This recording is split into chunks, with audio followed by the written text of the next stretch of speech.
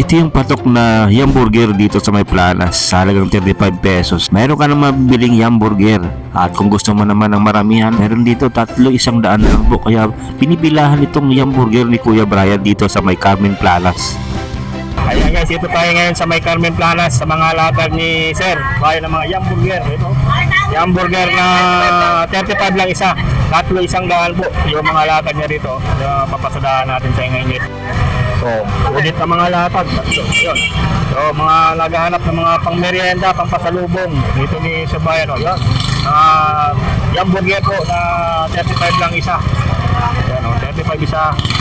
Kung gusto naman ng kapluhan na 100 pesos lang. Yun, mga hamburger na talagang ano to, mga available dito araw-araw po, ano? Pag tuwing umaga, yan, makikita nyo sa mga latag. Pero naglalatag din kasi ibang area. Sa Eskwelahan, yan. Pero dito talaga, pang marami ang latag sa dito, na araw-araw yung latag niya dito.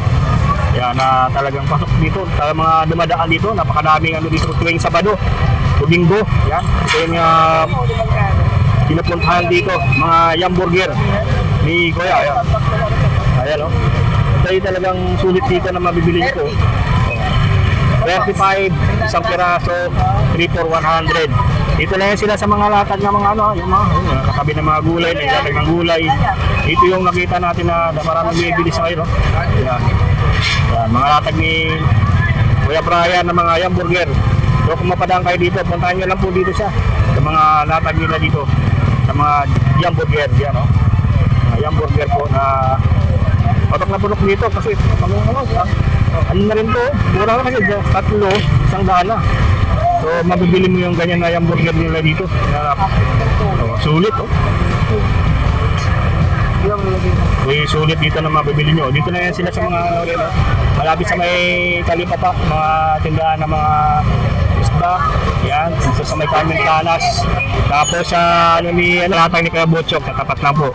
At makita natin itong mga latag ni Kuya Brian na talagang napakadami po dito sa ngayon.